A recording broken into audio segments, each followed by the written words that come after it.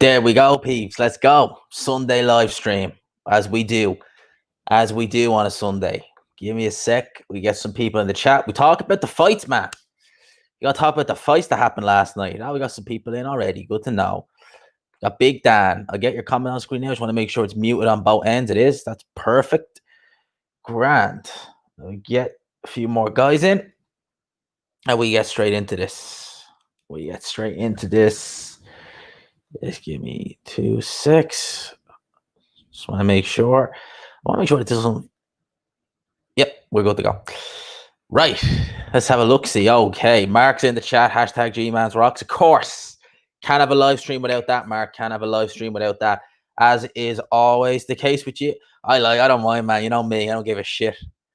I like it when they put that up. The scorecards were terrible, but no doubt in my mind, Lopez won. Big up. Shout out, Dan.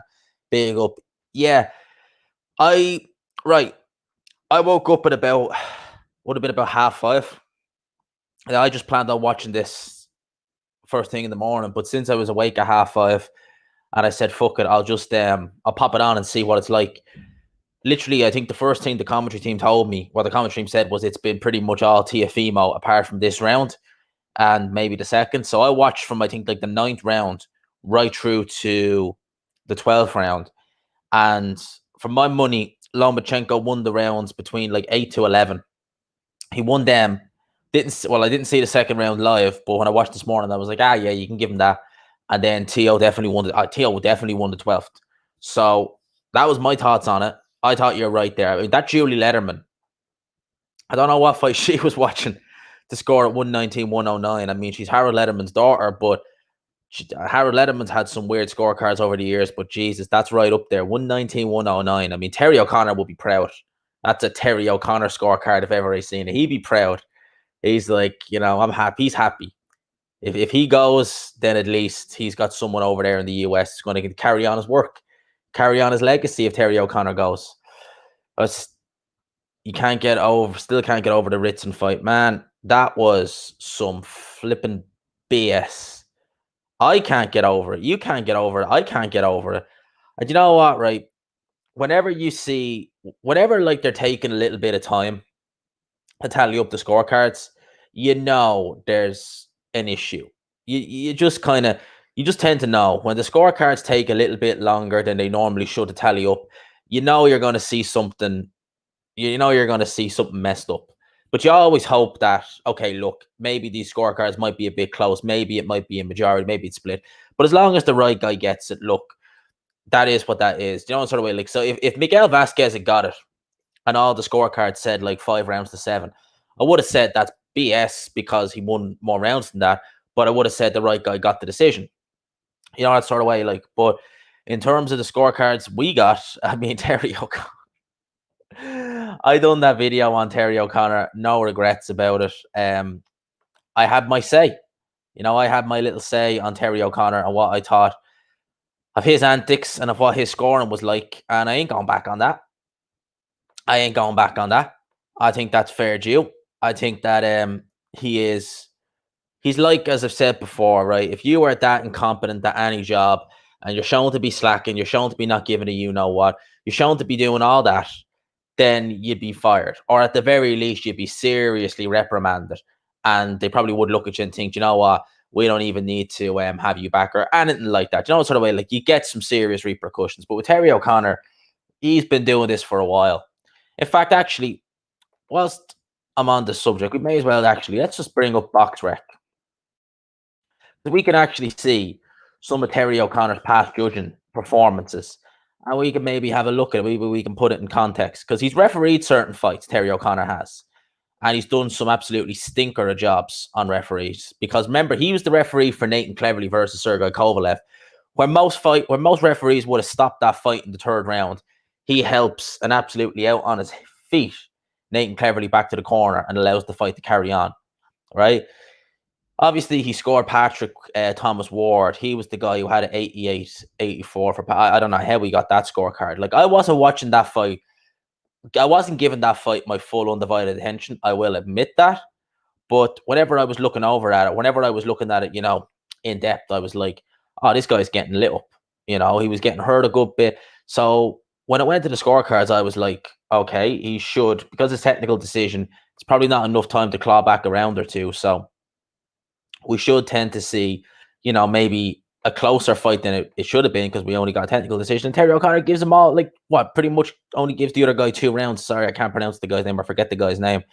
But Terry O'Connor only gave him 2 rounds. Let's see, because I know there was other fights he's done. I'm just looking here on BoxRec. Thomas Mama. I think that's the guy who actually fought Thomas Patrick Ward. So he's already scored one of his fights. And yeah, he scored that fight to Ting. Where was he go? He scored Fowler. There was certain fights I seen that were eyebrow raisers. Who did he have? He had, he had Ted Cheeseman beating Liam Conroy, or Kieran Conway, I should say. Ted Cheeseman beating Kieran Conway, 115, 114. I think many people felt that Conway done enough to nick that fight, but a draw was meh. It was what it was. So Terry O'Connor giving him that fight.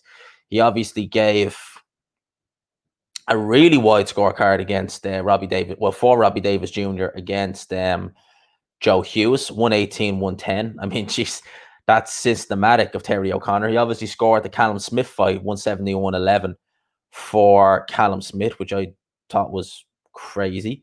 Because, I thought John Ryder won the fight, but, giving it to Callum Smith maybe by a round or so, meh. You could maybe argue with that, but giving it to him by that amount, seriously, come on, people. Come on. And I'm just looking through. Oh, yeah. I wonder, he was scoring Pavek and Joshua. I wonder if he was the referee who gave Pavek in only 1 round. Hard to believe. He scored Scott Quigg and Oscar Rivas. Scored it for Oscar. Yeah, that's fair enough.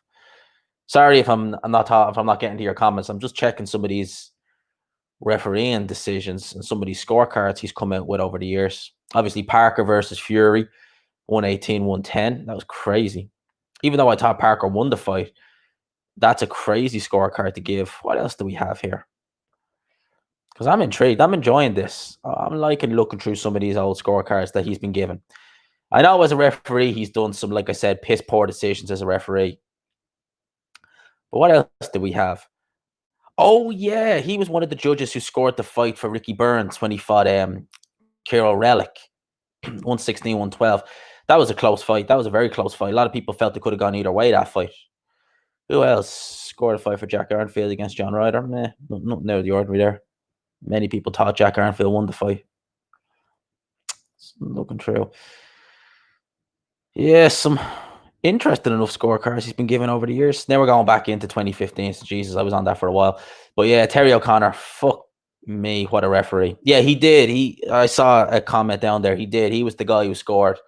He was the referee for McDermott and Fury. And he was the scoring referee because that was non-title. So they will have the referee do it, which was absurd. I thought John McDermott won the fight. And, that if there's one thing I don't like about the British Board of Boxing, well, there's a lot of things, but they really need to, even if they just get a single scoring judge rather than the referee do it, because I'm never convinced the referee can give you an accurate scoring. Even if they don't want to do 3 judges scoring at ringside for a non-title fight, get 1 judge to do it rather than 3 judges, because I just don't like it when they get the referee to do it, in my opinion. You like Loma, but he could have won. I like Loma, but he could have won. He has himself to blame. Honestly, if they done a rematch, I go with Teofimo. I think Loma's always going to have trouble with Teofimo. The size of Teofimo, just everything. I think he's always going to have a bit of trouble with Teofimo. 15 people. Can we smash the like button, people, as I always ask in these live streams? We can get the like button smashed and we get this live stream up in numbers. She definitely went to Terry O'Connor School of Judging. Yeah, Julie Letterman did. Julie Letterman, yeah, she's given some weird scorecards over the years. I mean, some judges, people talk about Adelaide Bird. Yeah, she's given some, not just the Canelo fight. I remember over the years, God almighty, I think it was there's one fight that just sticks out at me. And I think it was on the undercard of Victor Postal versus Terence Crawford. And I remember because I watched that fight live. Well, obviously I streamed it, or I watched it live, at the time. And there was a fight on that. It was HBO wait until I see if I can find it. And even HBO were like, what the hell was that scorecard from Adelaide Bird? I cannot remember the fight. I'm going to try and see if I can find it. And I'll tell you which one it was. Because I remember watching it live. And it was between like an undefeated guy. And the undefeated guy was, I forget who he was fighting, but he was getting worked. He was getting just outworked, badly outworked. And I'm pretty sure, I'm just checking here on Boxrec, I'm pretty sure it was on the undercard of him and Terence Crawford. And even HBO were like, what the hell was Adelaide Bird? Yeah, it was actually that. It was Jose Benavidez versus Francesco Santillana. Judges' scorecards were 96, 94, and 98, 92. You ever watched that fight? That was a really competitive fight. Francesco Santillana was putting on Jose Benavidez. Even HBO came out with the end and said, you won't believe Adelaide Bird's scorecard, 100 to 90. That's a fight I'd recommend someone go watch, Jose Benavidez versus Francesco Santillana. Go back and tell me that was a 109 to 90 score fight. No way. No flipping, no way. As you can tell, I'm trying not to swear as much on this stream. I'm trying to be good. I'm trying to be a good G and not square. Mark's working on a career review of Terry O'Connor. I think we all want to see that, Mark. I think we all want to see. I'll bring the camera in now for a bit. I think we all want to see that, Mark. We all want to see the career review of Terry O'Connor. I just said I'd leave the camera off for a bit, but I'm bringing it in. As I drink, you know, you got to get the old water into you. You got to stay hydrated. But I think we're all going to look forward to that, Mark. We all want to see the career review of Terry O'Connor. Because I know when I was looking through his box rec, I missed a load of stuff. I definitely missed a load of stuff. I'm just going on. I'm looking at just box rec and just some of the things that, you know, that fight on the weekend, Terry O'Connor's scorecard was just, you just have to laugh at that. You really do. Like, I mean, how in God's name, how can you score a fight like that? You know, and how can you be seen being on your phone and expect, you know, be like A-okay, and then just be like, do you know what? It's fine. We'll let you back on. You can keep judging. You can keep doing this. It's like in any job, if you're that incompetent and if you're that not giving a you know what, then they won't, like, if that was my current job, right? And I was constantly being like that, where I just didn't give a you know what, I didn't, because as many of you know, when the lockdown happened, I think fear got the best of a lot of the people at the job, and they decided that maybe we won't need yous. They obviously did, but there was other people who they could have brought back, but they didn't, because they were like, well, fuck you. I swore. Yeah, there's the swear, there's the F-bomb. You can hashtag G-Man's Rocks now for that, because I got the F-bomb out. But yeah, anyway, they were like, well, we don't need yous because yous were not giving a shit. I'm just going to swear, fuck it. Because it's easier. British Boxing Board of Control won't care. Rob Smith said he don't care what fans think. Of course fuck him. Who the fuck is Rob Smith? The refs are close. Yeah, they are. And they see. He said it's okay for No, it's not okay for controversial scorecards. How is that okay? So what he's basically saying is it's okay to rob a fighter who's clearly won a fight. Is that what he's saying? That it's okay if a fighter's fought his heart out, if a fighter's picked up rounds over 12 rounds, for him not to get the decision? Oh, that's okay. You know, fuck him. You know, what an idiot that Rob Smith guy is. Seriously. That's BS. That's just absolute fucking nonsense. Oh, Big Dan. Look what he says. You'd love to see Ritson versus Pro. You'd love to see Ritson get knocked out then. You'd love to see him get absolutely sparked. Because that's what'll happen if he fights Regis Prograis. Regis Prograis, I mean, lads, he is a good fighter. Make no mistake about Prograis is a very good fighter. 22 people in the chat there. As always, peeps, if you could give the like button to smash, that's what we do. It'd be greatly appreciated. Regis Prograis is a hell of a fighter, now. Hell of a fighter. So, unless you want to see Lewis Ritson, oh yeah, and you do. Yeah, he does. He does want to see him get knocked out. But yeah, imagine that fight got announced. Prograis versus Ritson. I'm sure Bellew would be picking Lewis Ritson every day of the week. I brought Bellew up again whenever I mentioned him. But he always, whoever has that account, that parody account of Tony Bellew, whenever he's in the chat, it's always funny as fuck. Remember last time I compared him to Harley Quinn? that was funny. Huh, Mr. J? That's like, and for those who don't know, I was comparing Bellew to Harley Quinn because that's what he's like around AJ. Yes, Mr. J. It is to laugh, huh, Mr. J? That's Bellew in a nutshell. Lance Meyer. G-man. Fuck. Sorry, peeps. That happens. I don't know why. Like, this laptop is old. I used to use this laptop for streaming. I don't use it for anything else. And it's fucking old, and it keeps like logging out on. It keeps like fucking like log timing out and things like that. It's weird. As we go back up and get some of these comments that I missed. Oh man, Brennan Smith, you didn't see the Ritson fight. Well, what I'll tell you about the Ritson fight is it wasn't entertaining. You know, it's not like this was a masterclass or anything like that, or it was a barn burner. It really wasn't. But to really cut a long story short, Lewis Ritson got outworked for 12 rounds, and he was outworked to the point where I couldn't find it. I gave him the first round, and I only gave him the first round because I was on another live stream, and I only copped that the fight had actually started. No, it wasn't a live stream, but I was actually, I think, getting the drink or something, or I was making like a cup of tea or something, and I only copped that I missed like the first like 90 seconds of the first round. So I caught the end of it, and Vasquez was having a bit of success in the end of the round, but Sky gave it to Ritson. So I said, look, I'll give him the benefit of the doubt, and I'll give him the first round. But after that, every other round I gave to Miguel Vasquez, and there was rounds there that you couldn't even like. I wasn't even disputing. So when I heard 170, 111, like I really did. I mean, I was taken aback. When I heard, because they obviously announced it, like he scored it in favor of this fight. When I heard 170, 111, I was really taken aback for Ritson. I was like, what? The minute I heard the name Terry O'Connor, I was like, well, I mean, should I be surprised? No, but still, man, that was bad. To cut a long story short, all it really was Lewis Ritson looking to headhunt. He wasn't really going to the body. He had his hands held high. He was just chasing Miguel Vasquez. He was throwing punches, throwing a lot more punches and moving quite well. And Ritson wasn't doing anything. He was just, when he was throwing shots, he was hitting air. The only shot he had success with was his jab. So that's really how the fight went. But he was getting outworked to such an extent that you really couldn't make a case for him winning any of the rounds.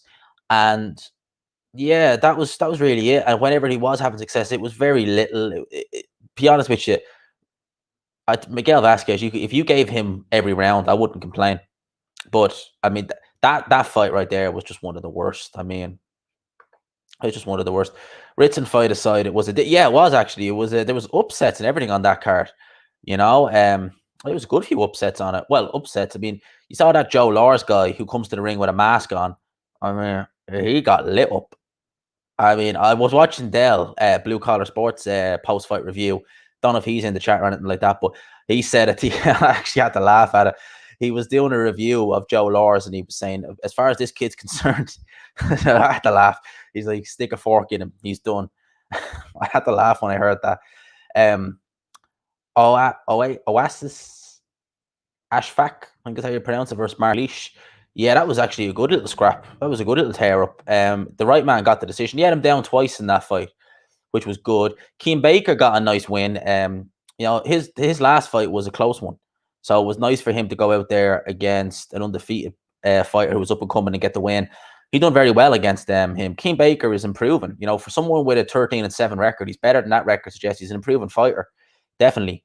And then obviously Thomas Patrick Ward.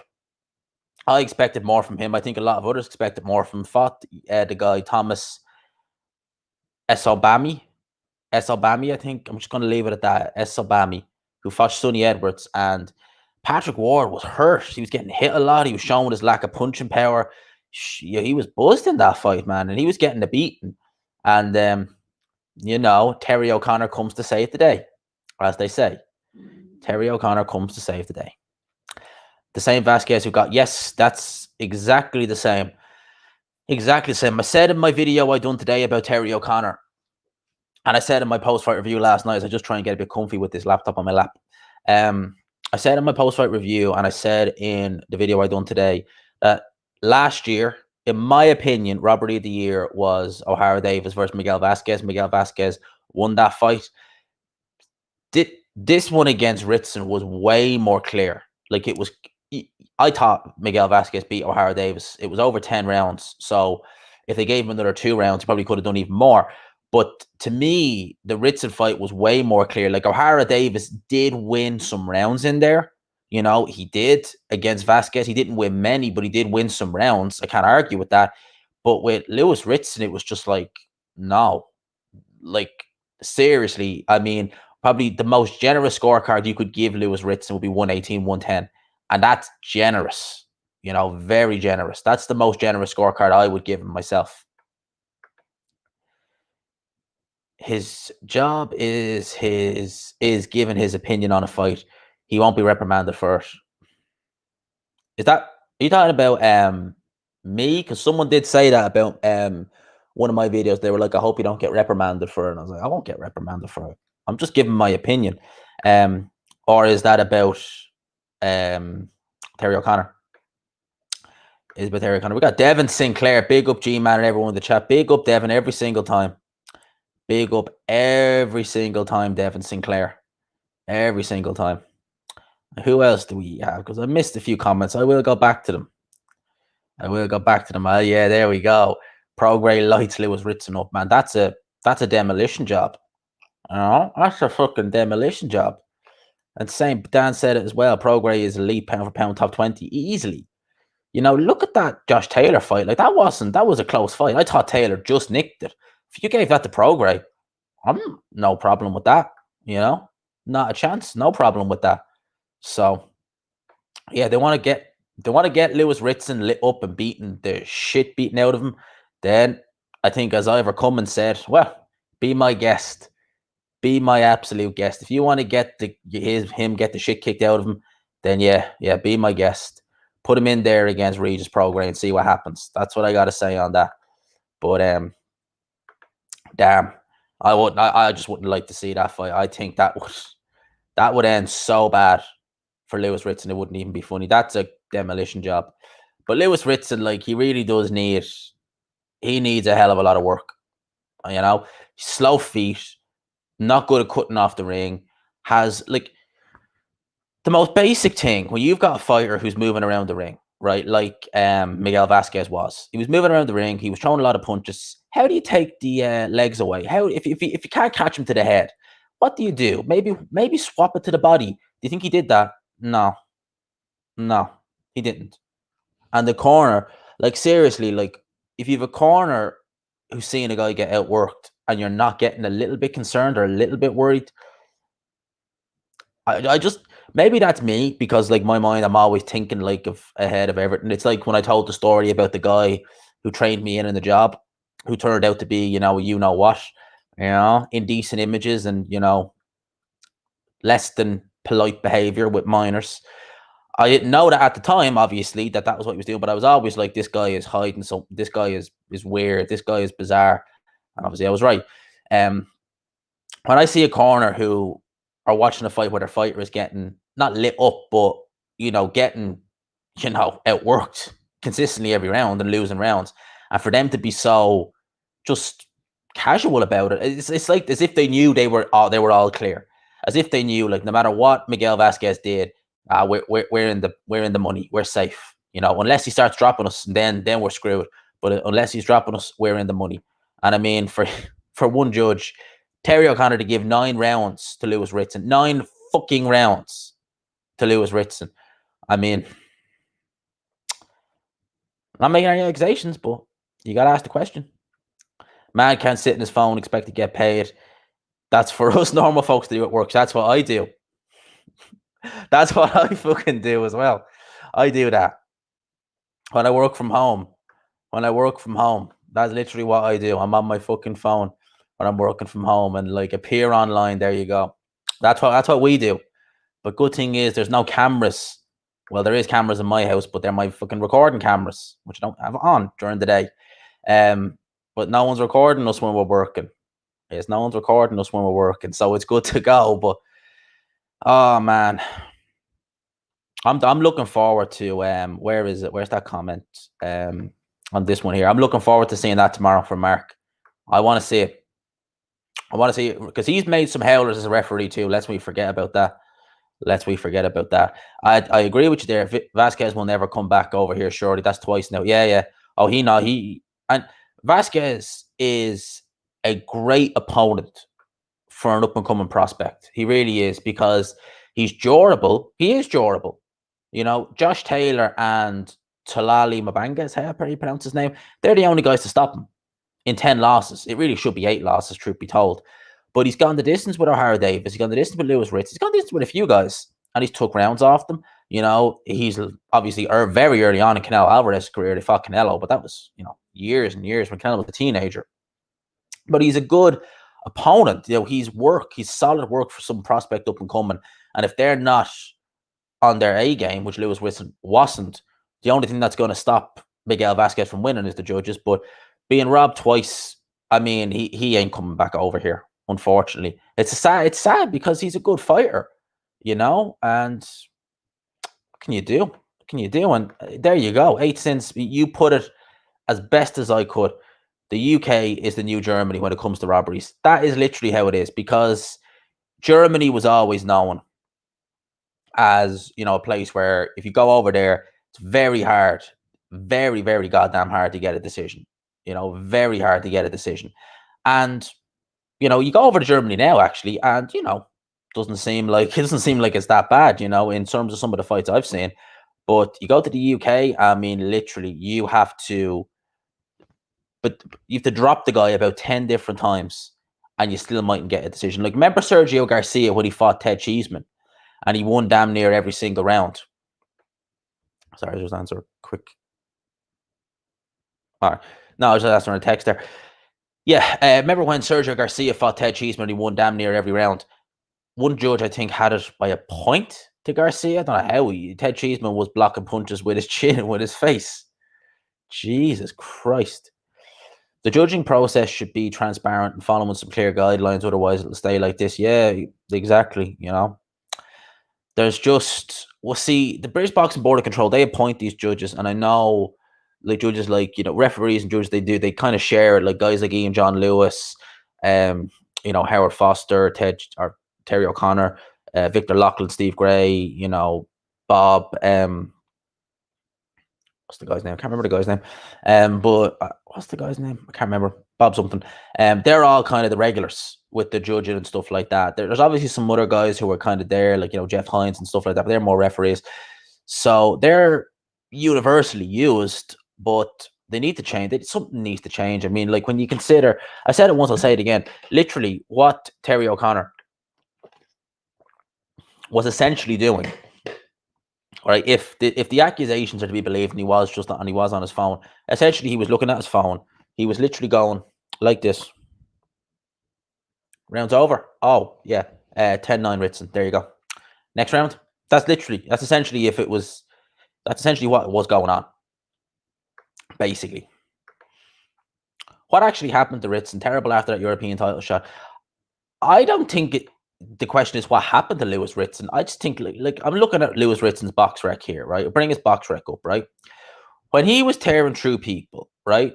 Let's see who he was tearing through, right? Beating guys when he was up and coming, journeymen like Chris Adaway, Youssef Al-Hamidi. I mean, these are journeymen that names I'd recognize. He's beating those guys. Then he got a shot against Robbie Barrett. Now, Robbie Barrett, I remember him having a good fight. I think it was against Scotty Cardle. But Robbie Barrett was 15-2-1. Right, stopped him in 7 rounds, beat the crap out of Robbie Barrett, right? Next defense against Joe Murray, 22-3, or 23-2, I should say. Not great. No offense, but him, not great. Then he fights Scotty Cardle. Scotty Cardle, again, with the greatest of respect, listen to him in interviews. He is very slurred, very bad in terms of his speech anyway. He got blown out. Scotty Cardle subsequently went on to get knocked out badly by Ricky Burns. Ricky Burns had even a puncher. Then he fought Paul Hyland Jr., who at the time, to be fair, was undefeated. I actually said he'd lost prior to that, but actually time he was undefeated. But Paul Hyland Jr. never looked particularly good, and he's lost since then. So they're the guys he was blowing through at domestic level. And to be fair, like, great is the respect, none of them are particularly good fighters. They're not. Then he goes, has a non-title fight against Oscar Ambado. All right, gets rid of him in 3. Then he fights Patera. Now, Patera, at 19-3, obviously he beat Lewis Ritson, split decision. It should have been unanimous. Right, and then Lewis Ritson decides, right, I'll move up. And yeah, he's looked a bit rocky since he moved up to 140.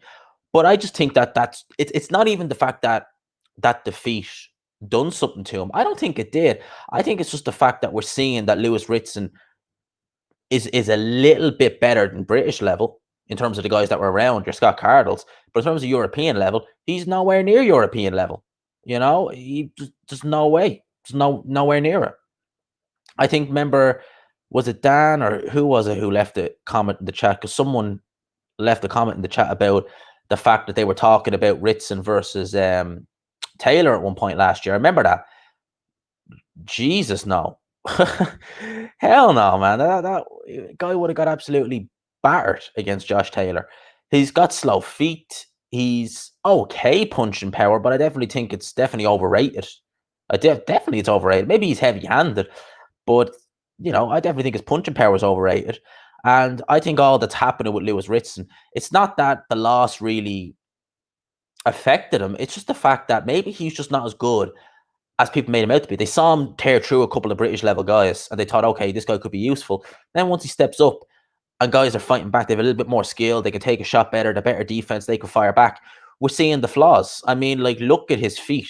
I mean, look at it even when he was fighting at 135. His feet were slow as anything. Looks like he's got two, like, concrete blocks on his feet.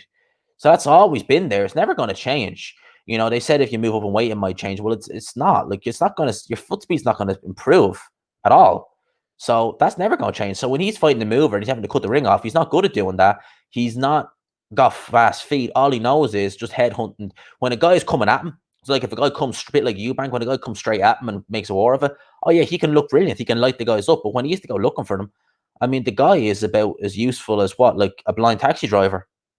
That's about, seriously, it's on the same level. So Lewis Ritson, to cut a long story short, I don't think it was anything to do with him like losing, like where he's gone off the boil. I think that he's just found his level. And I found it amazing when he lost that European title fight and then he beat Robbie Davis Jr. And then all of a sudden people were saying, oh, maybe we can get him a world title fight. I'm like, whoa, whoa, whoa, whoa, whoa, whoa, whoa, whoa, whoa. Bring it back. So you stepped up to European level and you weren't quite good enough to cut at European level. So you go back down to British level, and now you're talking about bypassing European level and going straight into the world title fight. I mean, what? Do you want to get knocked out badly? That's what will happen. So that's my thoughts on Lewis Ritson. He needs a lot of work. He needs a hell of a lot of work. And Matthew Macklin touched on something last night, and maybe it was the fact that it was behind closed doors, and the Newcastle crowds are quite animated when Lewis Ritson fights. That might have had something to do with it, maybe. But I don't know. I think that it was more just a style problem. Just the flaws in Lewis Ritson were being shown up. So that's what I think. Who Loma fight next? I reckon Burchell versus Valdez winner. I reckon he's going to go down to 130. And maybe look for a fight against Vasquez Valdez versus Burchell. Winner of that fight. Or maybe stay at lightweight, and if Teofimo moves up in weight, then maybe he will, try and pick up one of those old titles, He stepped up, but he's not good enough. That's what happened. Yeah, I can't really argue with you on that, Mark.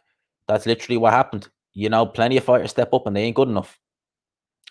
It is what it is. It is what it is. Oh, look what I seen. Look what I seen. Hashtag G-Man's Rocks. Of course. We ought to get that in the chat. Always. Always with the hashtag G-Man's Rocks. Loves the hashtag G-Man's Rocks. People love it. What's up, bro? AAA. Every time shout out to you, bro. Looked unbeat about domestic level. Thought his power would have helped him along. Yeah, but look, as I said, look at the guys he was beating. Look at the guys he was beating. Look at the guys he was beating, You're only as good as the guys you're beating, He wasn't beating no disrespect, as I keep saying, but he wasn't beating the greatest guys in the world. So when he stepped up to people who were a level above, you just saw what happened, It is what it is. It is what it is. Who else do we have in the chat? That Ashfaq guy lost. Yeah, I seen that fight. Yeah, he was getting He was getting hit with right hand. He didn't look himself at all. He didn't look good at all. There was an entertaining fight. Would like to see a rematch, maybe. Yeah, I think that was a British title eliminator. So I reckon Mark Leach will probably go for a British title. I think they said he's like a factory worker who works nights. I mean, Jesus, Jesus Christ, working nights. That's scary. That's a scary thought, man. You're meant to sleep at nights. That's a scary thought. Excuse me. I'm drinking plenty of water here. Drinking my water. Oh yeah, there's the comment. Yeah, I thought I clicked on another comment there. I remember talking about Taylor and Ritson a while back. Yeah. Oh boy, that could have. Josh Taylor. Actually, who I might stick Lewis Ritson in there with next, maybe would be that sorry peeps. I thought something fucked up there and it nearly did. Who I might stick Taylor in there with next would be the Thai guy that I can't pronounce. I can't remember the guy's name. But the guy Josh Taylor knocked out. Maybe see where he is. Maybe use that as a kind of yardstick to see where you are in terms of your levels. That's maybe what I'd do if I was like looking to see where I want to push Lewis Ritson next. O'Connor probably checking his bank account to see. Yeah, I mean, I don't know. I really don't know, man. It's bullshit. Kieran Smith versus Kieran Conway listed for box rec. Oh, let's have a look see. Let's have a look see on that. Let's look at Kieran Conway's box rec. Let's have a look see on Kieran Conway's box rec. Don't know why, like my fucking PC is like being an absolute wanker. In fact, I'm actually going to bring that off for a quick sec because it's being all over the goddamn shop. So I'm just going to bring that off for a quick sec. Let's have a look see at Kieran Conway's box rec and see, because that would probably mean it's not another Eddie Hearn show, because I know they were talking about that date for potentially having Billy Joe out. It seems ever more likely they'll do that now as well. That they'll have him out maybe on December, probably not on December 5th, actually, now I think about it. But let's have a look. See, Kieran Conway is a good show. He's a good fighter. 16 and okay. Oh yeah. So that is planned. That's one of Eddie Hearn's shows. Now I didn't hear about that last night, but that's actually a decent fight. Kieran Smith versus Kieran Conway. Okay, that's actually not a bad fight. Eddie Hearn putting the shows on. Eddie Hearn been putting the shows on. Bring that back in there now, because that was fucking up for a while. I don't know what was going on there. Yes, Eddie Hearn bringing the shows on. That's not a bad fight, Dan. That ain't a bad fight at all. Yes, Intangible. Shout out to Intangible, by the way. Great channel as well, Intangible as well. I like the work. You've been doing. Yes, Kong Song. Yeah, that might be not a bad show. That might not be a bad show. On Michael Benson's Twitter, it looks like O'Connor, was looking at his scorecard. It did look like a phone to me now. It had to be said, man. It did. No, it really did. Ritson never made it onto Euro, having lost to Patero. Yeah. I just didn't think to me, he's just not good. You can, as I said, like, you're only as good as the guys you're fighting, and the guys who's fighting at domestic level, they weren't particularly good fighters. With the greatest of respect to those guys, they weren't particularly good fighters. Yes, G-Man. Yes. Is Ritson the Ted Cheeseman? Oh, he's better than Ted Cheeseman, to be fair. He is better than Ted Cheeseman. No, I'll give him that. He's better than Ted Cheeseman. Ted Cheeseman was just... Yeah, I can see where you're making similarities there, but Ted Cheeseman would just block the punches with his face. Jesus, 31 people in the chat. Happy days. Let's get the like button getting smashed there, guys. Appreciate 31 people. Yeah, no, I see the comparison you're making, but to be fair, Ted Cheeseman did actually... Oh, no, I'm thinking of Sam Egerton, actually. I was thinking of Sam Egerton. Ted Cheeseman's a lot... He is technically better than Lewis Ritson, but I can see the comparisons there, definitely. I can, but I definitely think that Ritson just had a poor domestic scene at lightweight at the time. And then at the end of the day, he wasn't getting rounds, he wasn't getting tested, he wasn't getting challenged. The first time he really had to go looking for someone. And that's the thing. Like, I mean, I think when you're going and you're tearing through guys like that, you get gassed, and maybe your team get gassed, especially when the promoters are bigging you up, that you don't tend to look at any of the flaws. Because if I looked at Lewis Ritson, even when I looked at him back then, when he was going through guys like Scott Cardle, his feet were always slow. Right? His feet were always slow. So that's a known thing. You could tell that he would struggle to cut the ring off. You can tell that he's comfy when guys are coming at him. So you're thinking, okay, maybe if we fight someone who has a style where they move, where we have to go looking for them.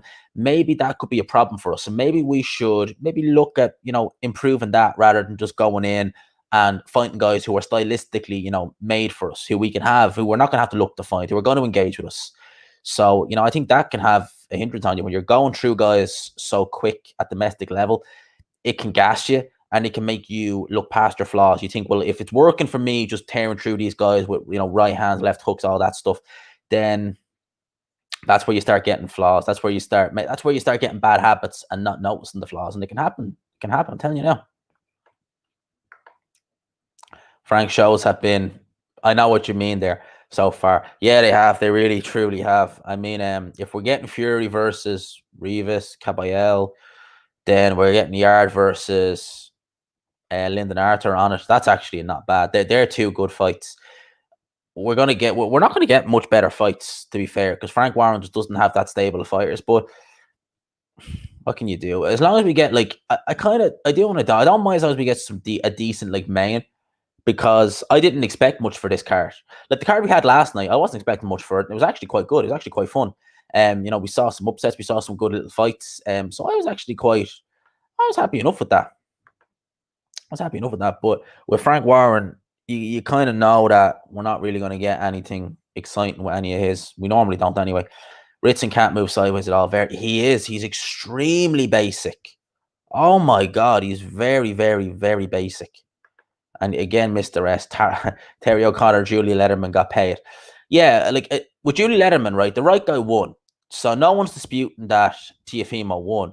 119-109? Seriously. Julie Letterman. Seriously, what would Harold be saying? How would Harold Letterman have scored that fight? Seriously, I don't know. That was a bad scorecard, a very bad scorecard. What are we talking? I missed a good few of these. Oh yeah, I read that one already. Intangible. I am going to likely make a video about the corruption that has occurred this year, and I will try to. Yeah, man, I'll watch it. I would definitely watch it. We've seen corruption. I mean, it's fucking ridiculous. It's fucking crazy. Just gets on my nerve when I see all that. Like I said, Miguel Vasquez, a good fighter. He ain't going to come back to the UK. That's twice now he's been robbed badly. This was worse. This was worse than the Davis one. The Davis one was bad, but this is worse, way worse. Between Kelly, Ritson, and Lawrence, the Northeast is faded. Can't imagine big fights at St. James Park anytime soon. No. They do. I give them credit. They really do big up their fighters. They really do. They're lively. They're a bit like Josh Warrington and Leeds. They're quite lively. But Kelly, God knows what's happened to him. He seems to want no smoke with David Avanesian. Although they've been saying they'll take that fight before, I'm going with Avanesian heavily in that fight. Heavily. Jesus, I'm going with Avanesian heavily in that fight. In terms of Ritson, well, we've seen what happened there. And Laws, yeah, as Dell said in his post-fight, stick a fork in him. He's done. No, I hope that's not the case. I hope he can do a little bit better than that. But he looked all over the place in there last night. It was that was a referee letting the fight go on too long as well. That was a referee letting the fight go on too long. Do you think Teofimo will make other fighters? What? Do you think Teofimo will win? Oh, win. Will make other fighters at 135 fight each other? I hope so. I really do. I hope so. Because I think I seen, was it Dan or who was it who named a lot of the fighters? Oh yeah, it was Devon Sinclair, Ryan Garcia, Teofimo Lopez, David Hayes, Javante Davis if he moves up. Some of these with Josh Taylor and Prograis 140. But look at those names. If they would all fight one another, that'd be serious. I'd love that. I'd love to see that. We might get it. We're getting to see Campbell versus Garcia. I'm going with Garcia in that fight. I think Garcia is going to win that fight. What's on the Dubois Joyce undercard? Nothing yet. I'll see. Is there anything been announced? But I don't think there is. But we'll have a look. See, I'm pretty sure that's the only fight that's been announced. We're still a good bit away though. It's the end of November, so we're a good bit away. Oh yeah, that's going. No undercard fights announced as of yet. Anyway, that's actually on the same same day as that Kieran Smith fight. So I would imagine that Kieran Conway is not necessarily the biggest name in the world, but I would imagine that fight wouldn't do great numbers, but it's definitely not going to do good numbers now. I tell you that. Shout out to Nathan every time. Ritson should fight O'Hara Davis. Both got gift decisions over Vasquez. I'd favor Davis, to be fair, in that fight. I would. I would probably favor. I would. I'd go with O'Hara Davis to win that fight. In fact, actually, I would have even picked Tyrone McKenna to beat Lewis Ritson. Even though Tyrone McKenna, I thought he beat O'Hara Davis personally, but that fight was very subjective. The movement of Tyrone McKenna, the way he moves, the southpaw stance, all that would bother Lewis Ritson. And I think even though McKenna's not really a big puncher, I think McKenna would even beat Lewis Ritson. I think he beat Lewis Ritson. And yeah, that is a good fight. Conway and Smith, it is a good fight. It's a very good fight. But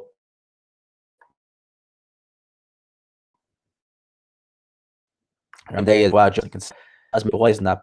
Don't know what happened there. Literally, I don't know what the fuck happened there. Seemed just to go blank there for a sec. G-Man, I knew for sure 100% Lopez was going to win because the wire.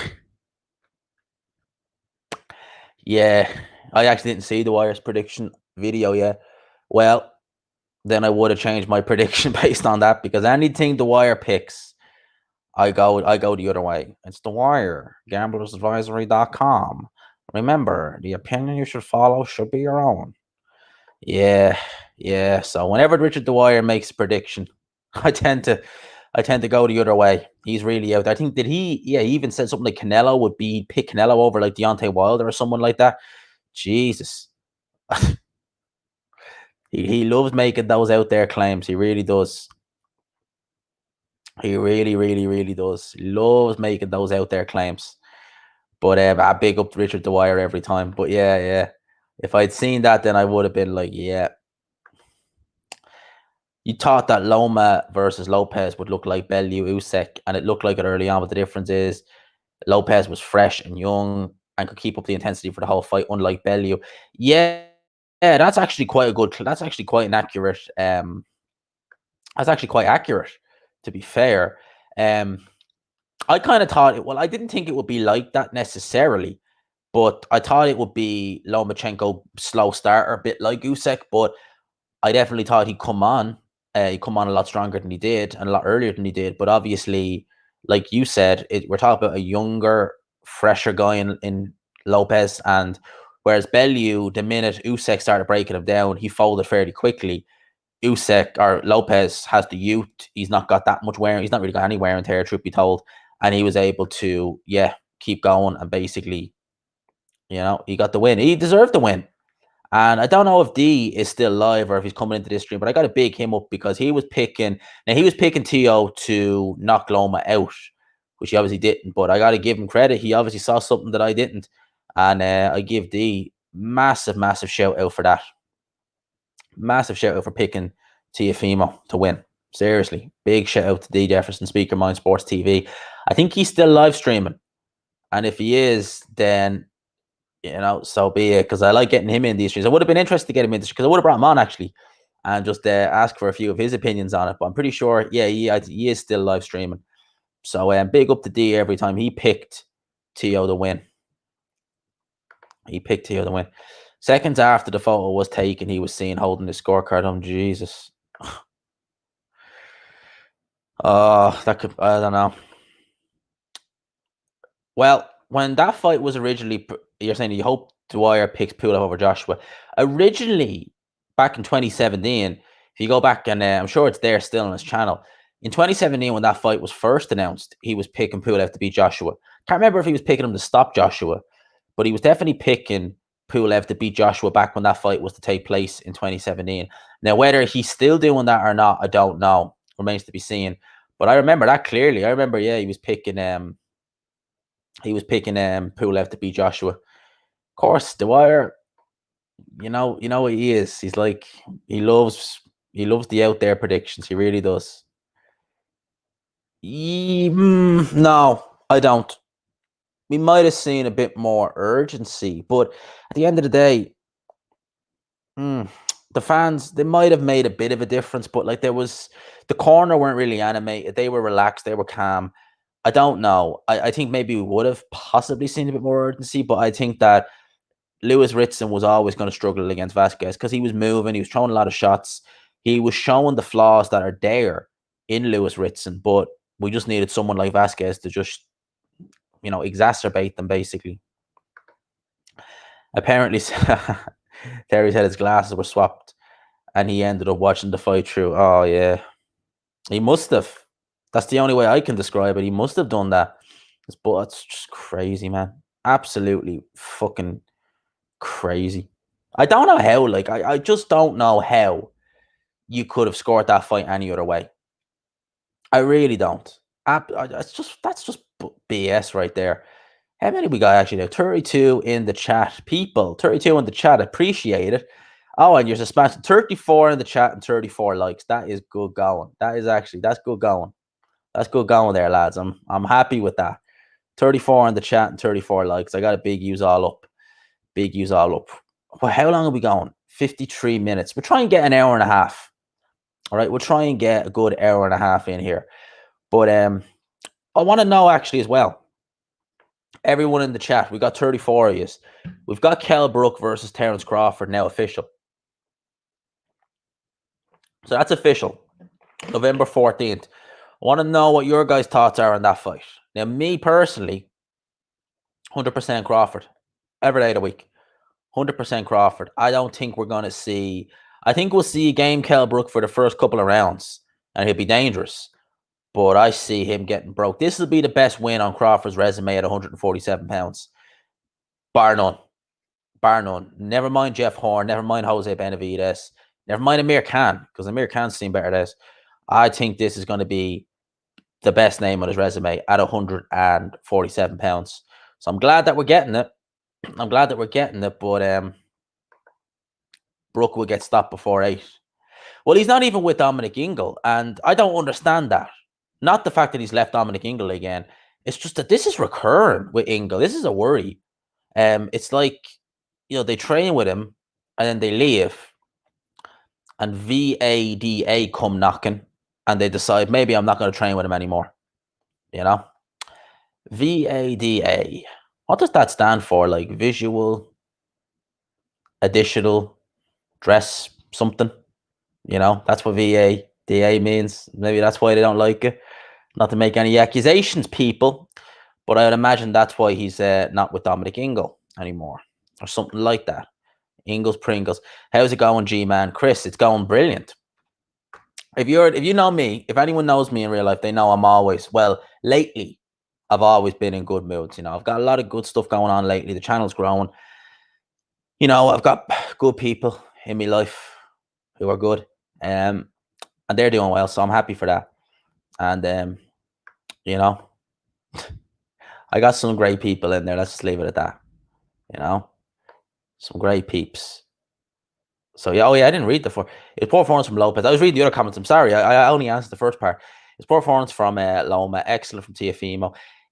Yeah, but I think that Lomachenko, he was in there with someone who was just physically stronger, bigger, and I think that again, I'm not taking anything away and saying, oh, Tio only won because he was bigger and stronger, he hit harder. No. Tiafimo he's a hell of a fighter. He is a hell of a fighter, Tiafimo. Tiafimo is beating Devin Haney. Oh, he is going to, if they ever fight, he is beating Devin Haney, hands down. No ifs or buts. I think I'm thinking something similar. Honestly, I am. I'm thinking something similar myself. That Brook will win the first 3 rounds, or he'll be dangerous in the first 3 rounds. And then Crawford will wear him down and stop. That's exactly what I think. It'll be interesting to see how he does the weight. I want to see who's in his corner. I want to know who's going to be in his corner. People, just give me one.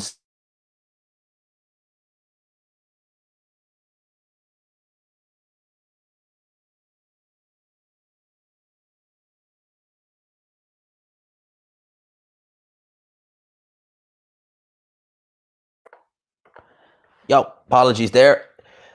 Yeah, I have the electric fire on in the sitting room, in the living room, and it was getting hot as a motherfucker. So I had to walk across and turn it on. Apologies about that. What was that? Turtleneck. Loma's still downloading data, just waiting. Yeah, his Wi-Fi's too slow. Yeah, no, Tiafimo was a hell of a fighter. He is gonna go through. Yeah, Big Dan said it as well. Lopez would fucking batter Haney. He would. He'd batter him up and down the ring. You know, Tiafimo. And look at this, right? Tiafimo, 23 years old. The minute he got a world title, right? Let's go in there and unify with Lomachenko. What was Davis doing? What was Tank Davis doing? You know, when he won that world title against Pedraza, no, I'm not going to fight Loma. Only this year he said we could fight Loma in 2022. You know, he never wanted that smoke. I was 40 people in the chat. Big up to everyone in the chat. He got 40 people. That's a good number. Smashing the like button. Lopez needs a new girl. Oh, man. And what was it there? Yeah, there's something wanting about Ingle. Man, I just don't understand it. Like, I mean, they go to him, they leave, they come back, they go, they leave. What the hell? Like, what the hell is going on? And we see fighters go to that gym and they go into that gym looking like one fighter and they come out looking like a complete, like, look at Liam Williams. Liam Williams blowing through people. Absolutely going through people like a knife through hot butter since he joined Dominic Ingle. Man. It's about if Kell lasts longer than Can. Yeah, that's exactly it. He'll want to last longer than Can. He'll want to last longer than Can. Crawford for sure. Brook is done. That's the general consensus. I think that's the general consensus. We got Buzzy get in here. What's up, G-Man? Surprised by what a performance, I should say, by Lopez. Fantastic performance by Lopez. No, it really was fantastic. Absolutely fantastic by Lopez. You think that Crawford Brook will be like Buatsi versus Kalik? I think Brook will do good early on. I think he will as well. He'll burn himself out and Crawford will eventually get to him. I have to agree with you on that. I think that's exactly how it's going to be. I think that Brook's going to come out sharp. And to be fair, this will be Brook's second fight this year because he fought that Mark DeLuca guy in February. So, yeah, this will be his second fight. So, we'll get a sharper Kell Brook. Again, I'm interested to see who's going to be in the corner. That's who I really want to know, who's going to be in the corner for this fight. Because think about this, right? The last time Brook didn't have Ingle in the corner, he had his old a guy he fought in the amateurs. I forget the guy's name.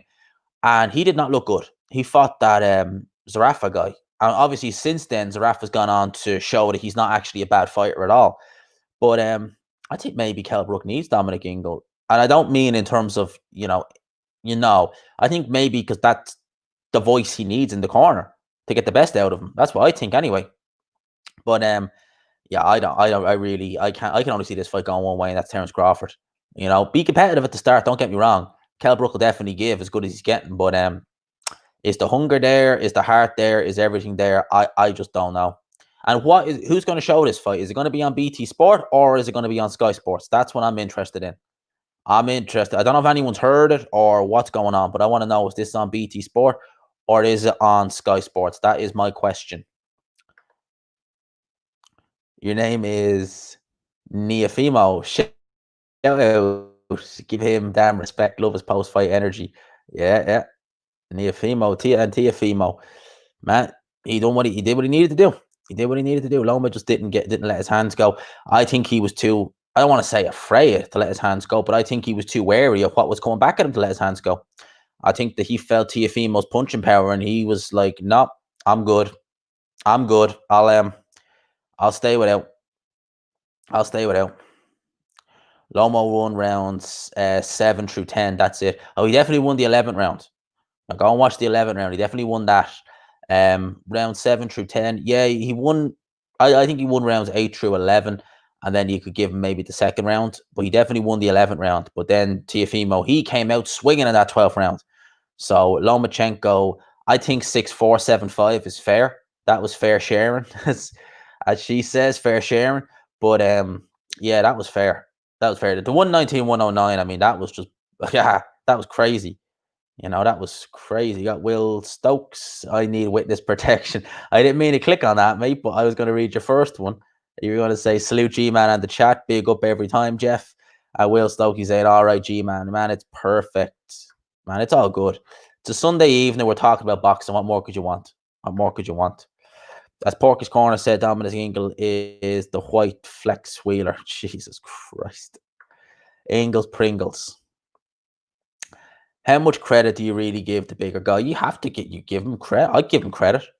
You can't, it's not just that he's the bigger guy, you know. I mean, he has to, you could be the bigger guy and not, you know, still lose. He was the bigger guy. He showed the skill, he showed versatility, he showed good punch varieties. He done a lot of things in there.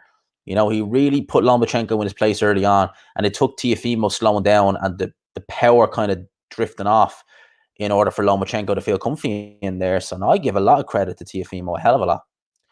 Well done to Teofimo, but in my opinion, it came down to the size difference. Well, yeah, the size difference did help. I think the punching power as well did help, definitely. But Teofimo has skills, man. He is a good fighter, very good fighter. Ryan Garcia versus Lopez is the fight I want to see. I think Ryan will have his coming out party against Campbell. I agree with you on that. I think as well. I think Ryan Garcia is going to beat Luke Campbell. I agree with you on that. I think Ryan Garcia is going to beat Luke Campbell. He gets credit. He outboxed him as well. He did. He did. And as JK said, yeah, I mean, yeah, I don't argue with that either. It was a super lightweight versus a super feather. But still, no. I mean, the job had to get done, and Tio did the job. He did the job.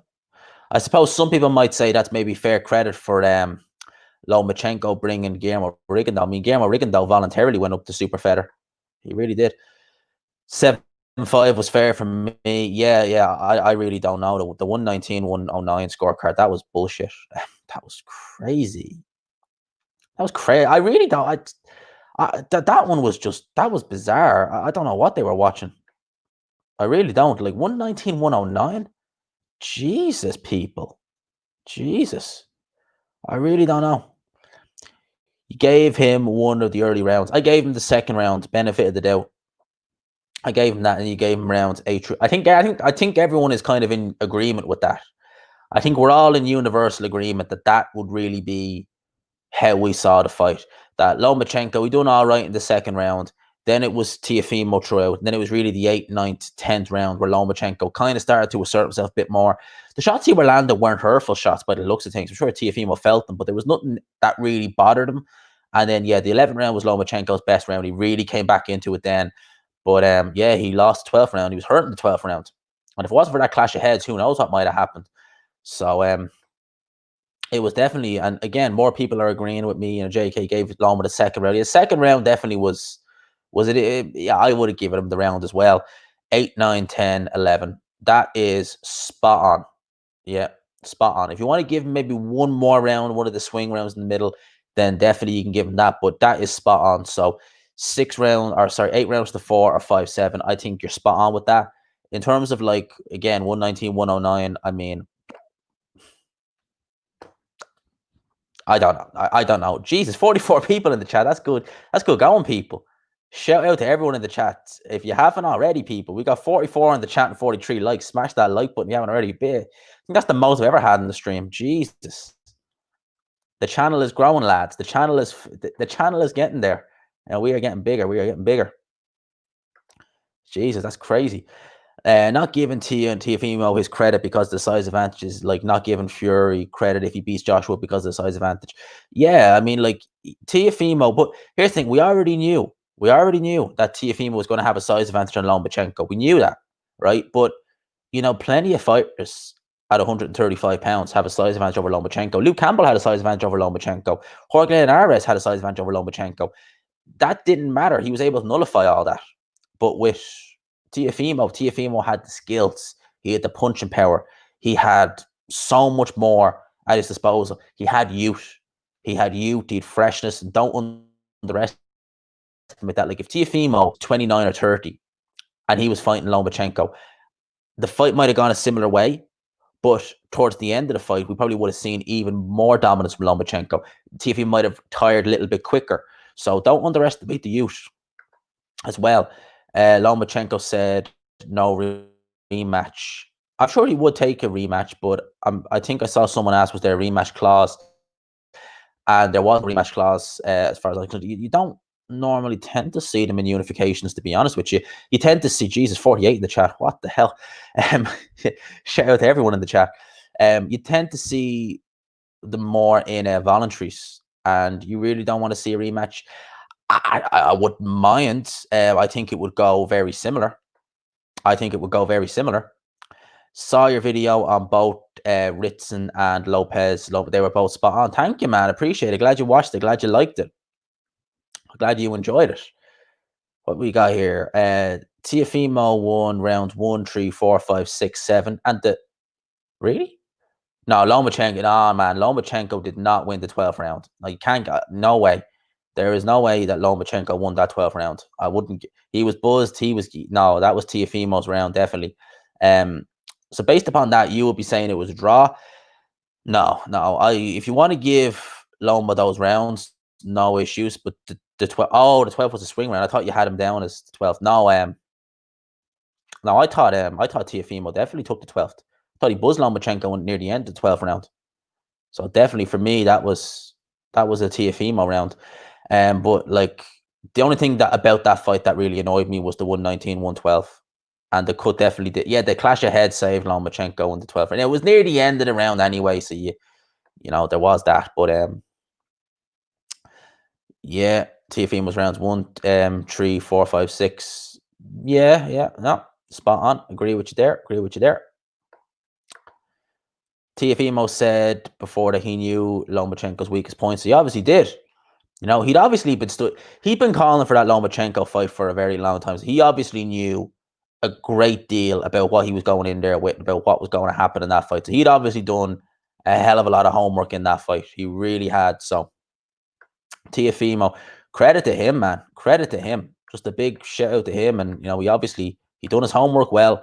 He knew what he was doing. And yeah, he boxed a great fight. You know, when I was watching it last night, I was really kind of like, what the hell? When I turned it on and they were saying like how ahead Teofimo was, I was like, shit, what have I missed?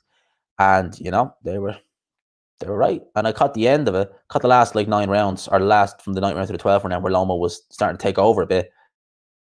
And yeah, there was only one winner, man. There was only one winner. Why do you think of Shakur Stevens going up against Lomachenko?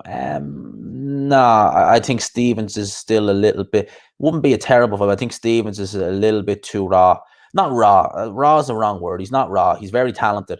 But I think that he needs a little bit more time, maybe a few more kind of tougher tests. I think that's the best way to describe it. He's not really had a test yet as a pro. So give him a few more little tougher tests before putting him in there. You're wearing a Lomachenko shirt all week. Jesus, man. Wear that Lomachenko shirt with pride, man. Wear that with pride. Wear that Lomachenko shirt with pride, man. Theo said they didn't want to give him a rematch clause because he had other fights arranged. If he lost, they expected to lose it. Jesus. So he ain't giving Lomachenko a rematch. Well, if he doesn't have a rematch clause, nor should he. You know, nor should he. If Loma drops back down, would you pick him if he fights Warrington? Yeah, I would. Yeah, I'd pick him over Josh Warrington. I think he counter Warrington to death. That wouldn't be a bad fight, actually. That wouldn't be a bad fight. The work rate of Warrington, but Warrington's not a puncher. He's not feather fisted, but he's definitely not a puncher. You believe Shakur Stevenson and Teofimo are the 2 best up and comers out of Haney, Lopez, Stevenson, and Garcia? Yep. That's a good shout. Haney's okay. You know, he is. Garcia, I'm interested in. I think he's special. I really do. He might be a bit of a diva, but that's a reflection of him outside the ring, not inside the ring. So I definitely think Garcia is one to watch. They're all good fighters. They really are. They are all good fighters. Loma wasn't intimidated with the strength and power of Lopez. Loma was getting back up early, and Lopez looked very fast. Yeah. Surprised the speed was there. I thought the speed would have dropped a little bit because he's cutting a lot of weight, but he definitely looked very, very good in there. No, he really did. It was T.O. impressed the hell out of me. He really did. And someone said there, yeah, you're right there. It reminded you a bit of Fury Klitschko. It did kind of. It really did kind of remind you a bit of Fury Klitschko in a sense that you had one fighter who was expected to win and expect to win comfortably. And yeah, it did. When you think about it now, it did kind of remind you a bit of it. You know, it really did. So, you know, as I said, big up every time. 50 people, Jesus, people, that is good going. We are hitting new heights in these chats now. That's the thing. You keep the live streams going. I'm always excited when I get new people in the chat because the channel's been growing like a you know what lately. And well, I've already sworn, but the channel's been growing like a motherfucker lately. So I'm real happy with that. And yeah, we're getting more and more people in the chat. And hashtag gunshy. Hashtag gunshy. Hashtag G-Man's Rocks is better. That's a better one. You gotta love the hashtag G-Man's Rocks. Ain't no one touching that. Ain't no one. Mark found out when actually he's the one who came with that. Has Dylan White been sentenced to become the next gatekeeper after Chisora? No, not yet. Anyway, not yet. Anyway, not yet. Anyway, we need to see how he looks against Povetkin. I think he'll lose. I think he's going to lose that fight, man. We are, as near as makes no difference, a month away from White Povetkin too. That's crazy. Like it's only less than 2 months since that knockout happened, and we're now a month away from the rematch. That is crazy. I think if he loses, it's goodbye to pay-per-views. It's goodbye to main events for the time being. But in terms of gatekeeper, I don't know. It depends how bad his chin's gone following the knockout. If his chin's really gone downhill, maybe. You know, maybe. Depends how bad his chin's gone. Dubois versus Hrgovic.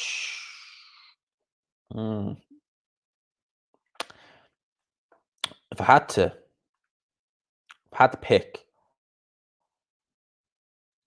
Dubois, but I need to see both guys in. I need to see both guys more because Hrgovic has fought absolutely nobody's, and Dubois, the Joe Joyce fight's going to tell us a hell of a lot about Dubois. It's going to tell us a hell of a lot about Dubois.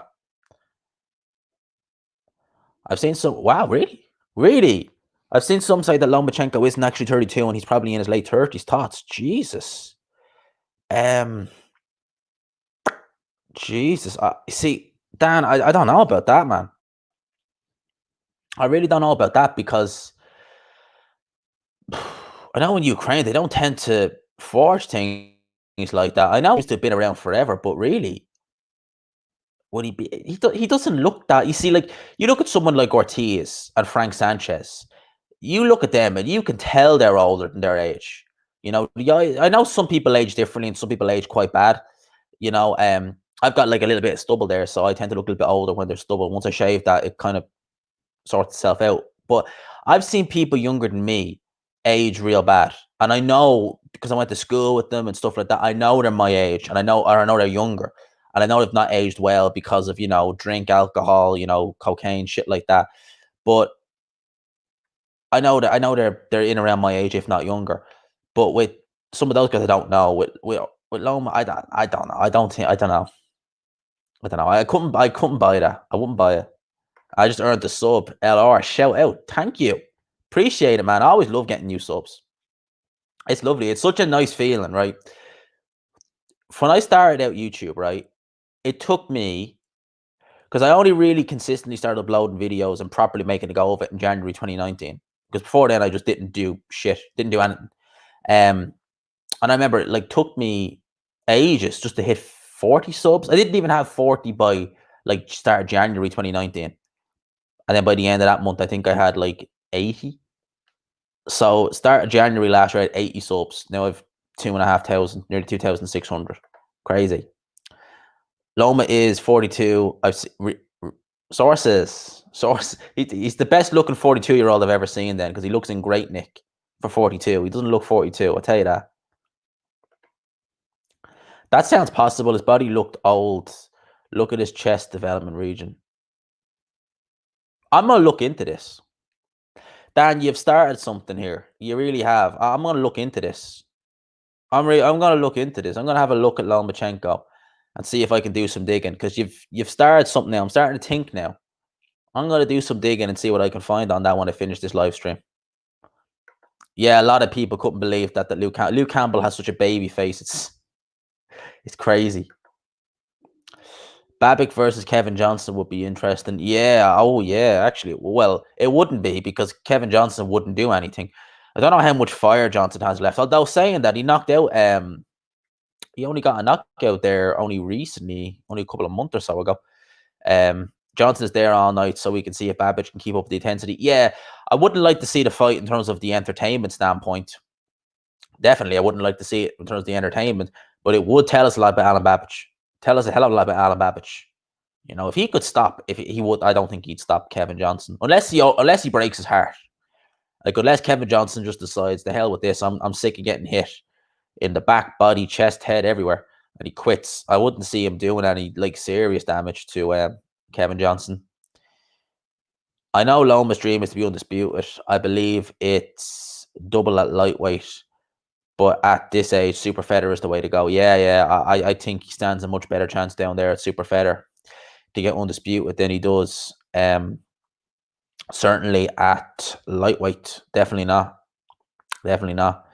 Definitely not. That again, I say that's a fucking interesting fight, man. It's a very interesting fight. Alan Babbage versus. We're not going to get that though. He's on the Dylan White Povetkin undercard though. Alan Babbage is.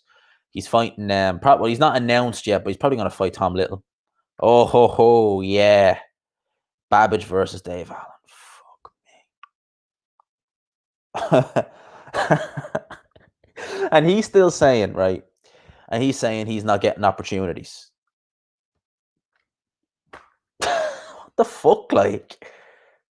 Opportunity is being main event at the O2 against the shot to pieces Lucas Brown when you're brought in there to win. That's an opportunity. He's fighting Christian Hammer, people. He gonna lose.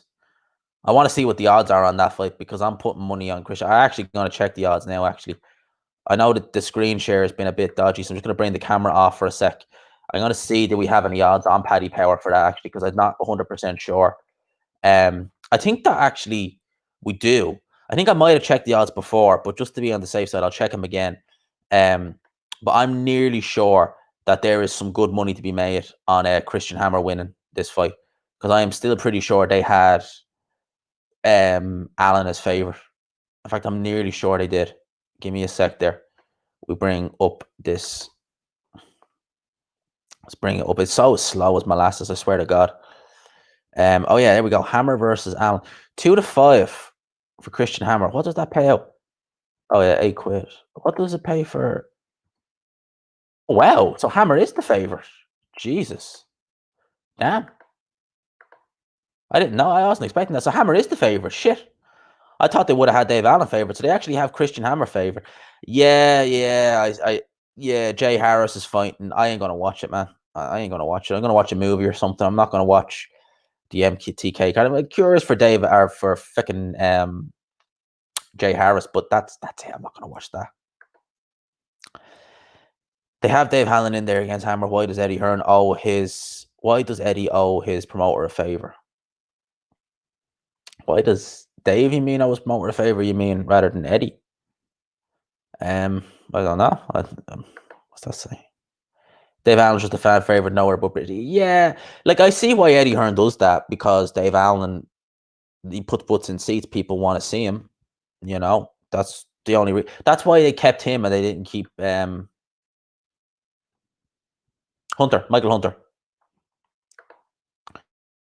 Hunter. Allen wants to fight Fury if he beats Hammer. He is in a pot. Oh man, Jesus no, God no. We don't want to see that. I don't want to see Fury against Lucas Brown either. Seriously. I know it might seem dumb to say, but do you think Babbage could deteriorate a bit of? Yeah, I mean, at the end of the day, right? A shot like that, a knockout like that, it's gonna knock your punch resistance, right? It is. There's just no two ways about it. It is gonna knock your punch resistance ever so slightly. So, my opinion, Dylan White sparring someone like Babbage and getting hit like that, it's gonna knock his chin back a bit. Yeah, I've no doubt it's gonna knock it back. Jake, hey, every time shout out to you. But yeah, no doubt Dylan White's chin is gonna get residual damage. No doubt. I'm sure he's got a concussion still. Sure he has. Fury versus Lucas Brown. Oh man. No. Hell no. Please, dear God. As Mo from The Simpsons would say, oh dear God, no. Dear God, no. If Ryder versus Lemieux or a fight like that was put on, you consider buying it. I'm going to buy it. I am going to buy that card. I decided already. I have to pick one, right? I'm going to allow myself one Matchroom, right? One Matchroom card. And if Fury is on pay-per-view, depending on the opponent, I'll consider buying it. But I'm allowing myself to buy one and pay for one Matchroom card. So I'm going to pay for White Povetkin too. That's the one I'm picking. That's the one I'm paying for. So, in my opinion, that's the one I'm going to buy. So I'm going to pay for that, and hopefully we get good fights. I really do. I hope we get good fights, man. I want I want some good fights, man. Fuck, I want good fights on that card. Joshua. Oh. Yeah, they should. Yeah, really. They should vacate and allow Lucas Brown to fight Dave Allen in a rematch and see what happens. Yeah, the rematch we all want to see. Fuck that. Will Joshua Fury happen? Yeah, oh yeah, it'll happen. They have to. It'll happen. It's too big not to happen. It's too big a fight not to happen. So that definitely will happen. Imagine Alan Babbage versus George Aries, similar style, both come forward. George Aries is more a heavyweight than Alan Babbage, definitely. What's he been doing? I haven't seen him in years. You know, he was never the biggest puncher. I remember him not being particularly heavy-handed, but I haven't seen George Aries in years, lads. I don't know what he's doing with himself. He was with Top Rank for a while, I thought. Or at least he was fighting some of their shows. I don't know what he's doing. I've seen someone say they want to see Babbage versus James the Beast Wilson. Wilson is useless. You know, Wilson is just a bodybuilder pretending to be a boxer. That's all Wilson is. So for the love of God, we don't want that. Big up, Joe. I haven't seen. I think you commented earlier. I just haven't seen it yet. Allen's win over Brown, the previously undefeated Nick Webb, plus the fact he's been rounds with White, Ortiz, and Yoka makes an appeal to the casuals. He's only domestic, but he fought good men. Yeah, no, he has fought good men. I give him that. You know, he's not one for not taking fights. I give him that. He does take the fights when he's offered them. Maybe he shouldn't, but you know, it is what it is. But I just no. At this stage now, we've been there, seen it, done it, and I just think his goose is cooked. He needs to move. And I've seen him on these pay-per-views, for fuck's sake. They could be putting better guys on. They could be doing better fights. He is going to lose. I can't see him winning against Hammer. Honestly, I can't see him winning. Can't see him winning at all. It's a real shame there was no crowd for. I thought there was. They said there would be like 250, but I don't think there was. It's a historic moment for the sport. A young undefeated fighter beating pound for pound. Yeah, a crowd deserves to be there. They do. That's the saddest part, like, that we're not seeing any crowds at these events. Like, it's just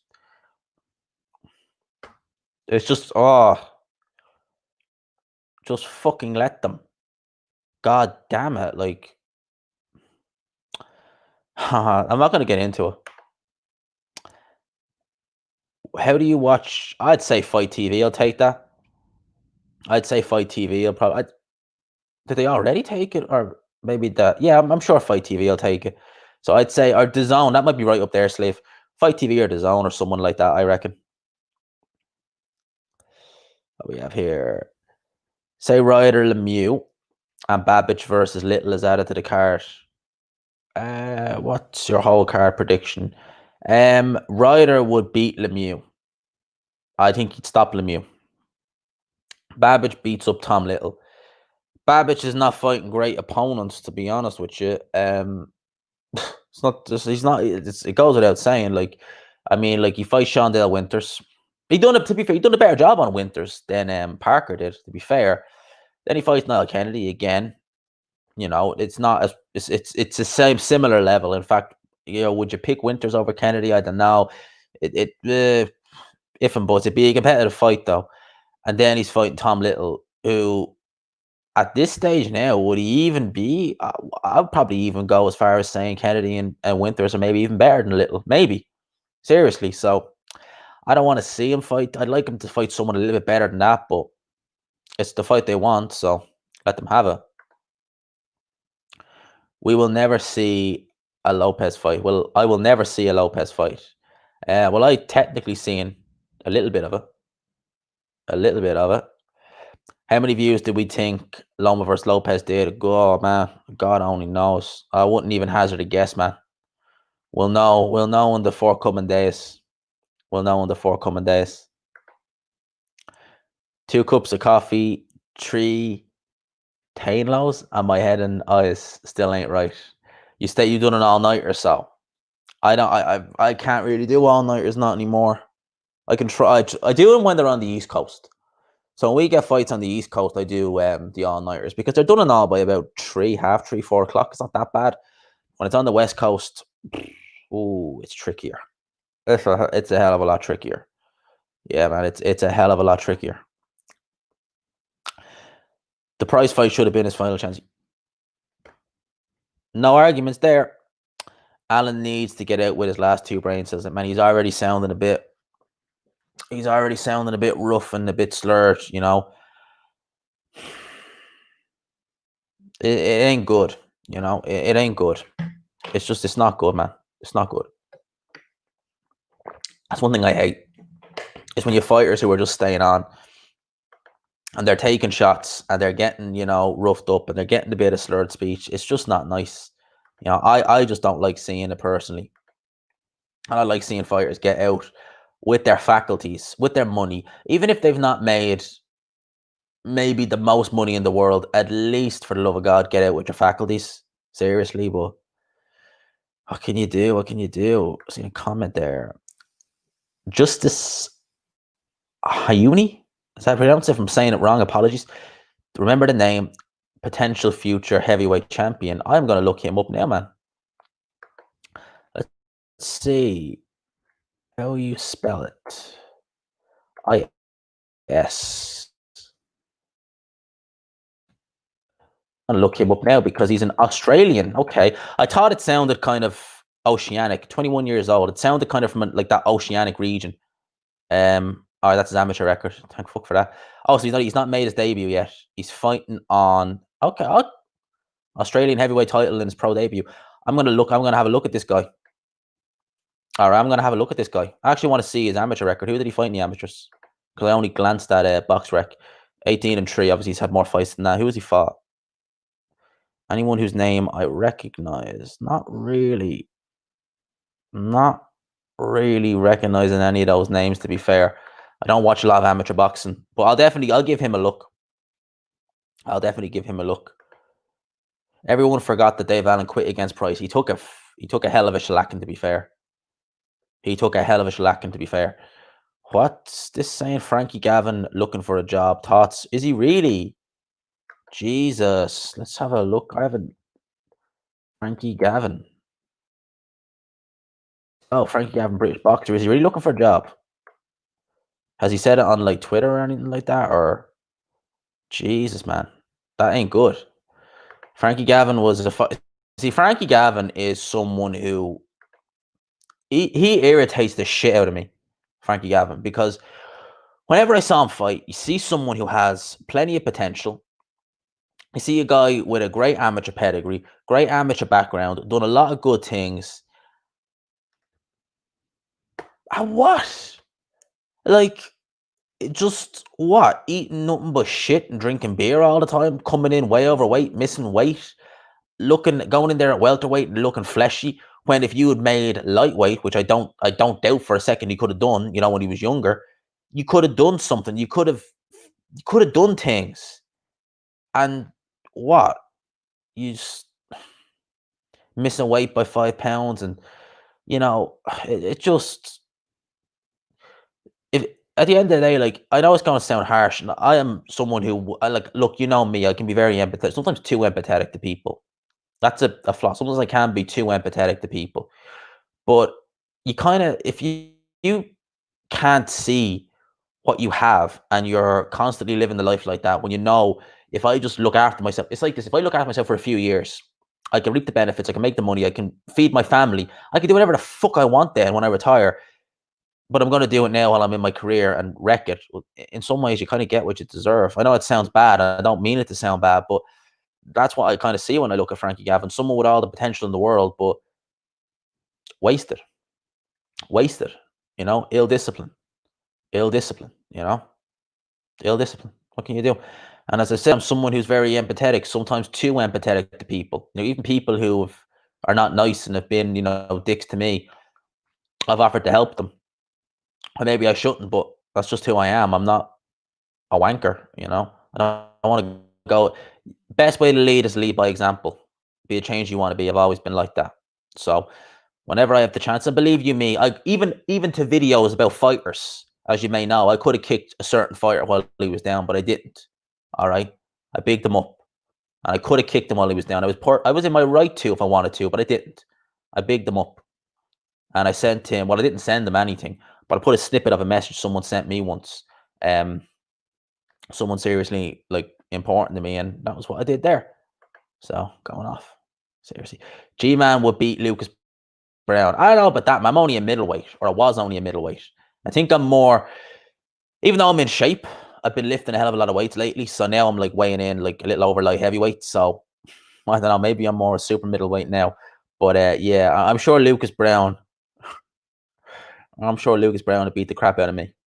Maybe I'd be game, keep my hands up, but I'm sure I'm sure he beat the crap out of me in a spar or in a fight. I'm telling you now, man. I'm sure he beat the crap out of me now. To be fair, and you seen it on Facebook. I don't use Facebook. I don't even have a Facebook page. So CGB boxing every time, big up, shout out. Well, I'm just checking the chat there. I was gonna read that now in a sec. I was saying, talk about missing weight. Will Tank Davis make weight on the 30th? I hope he does. I fucking hope he does. But you know, who knows? Who knows? The way he can be, he's just so in and out. He's just. I hope he makes weight. We'll leave it at that. I hope he does.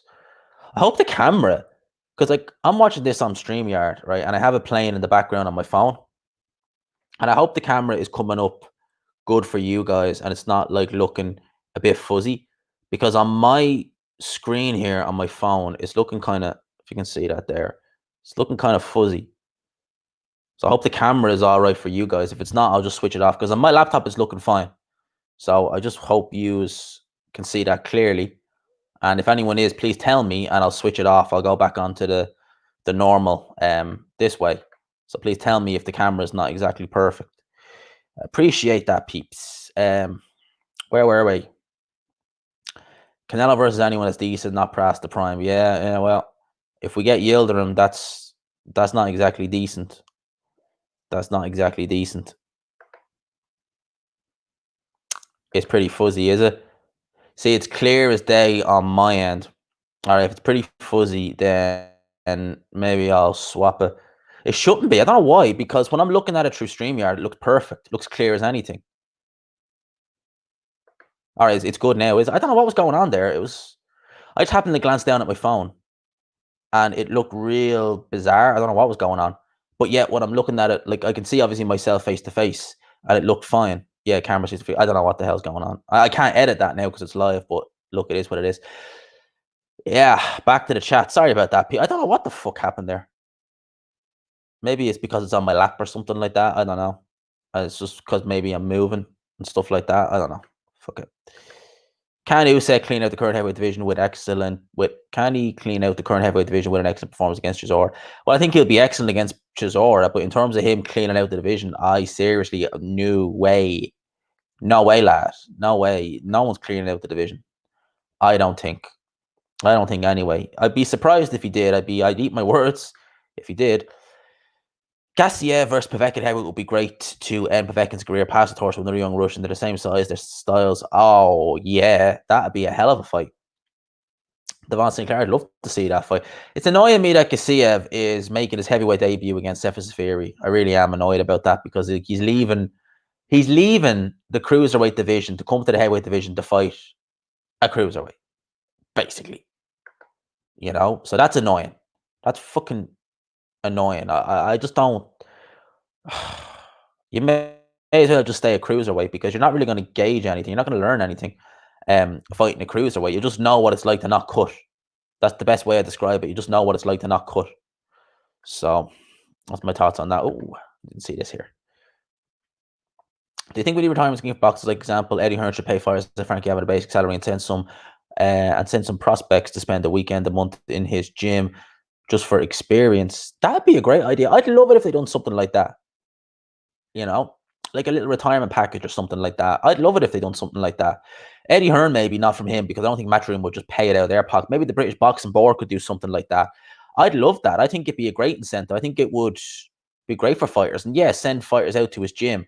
You know, I'm sure Frankie Gavin's gym has been hit hard by, you know, you know, and I got the utmost sympathy for anyone whose businesses have been hit hard by it. Definitely, it's yeah.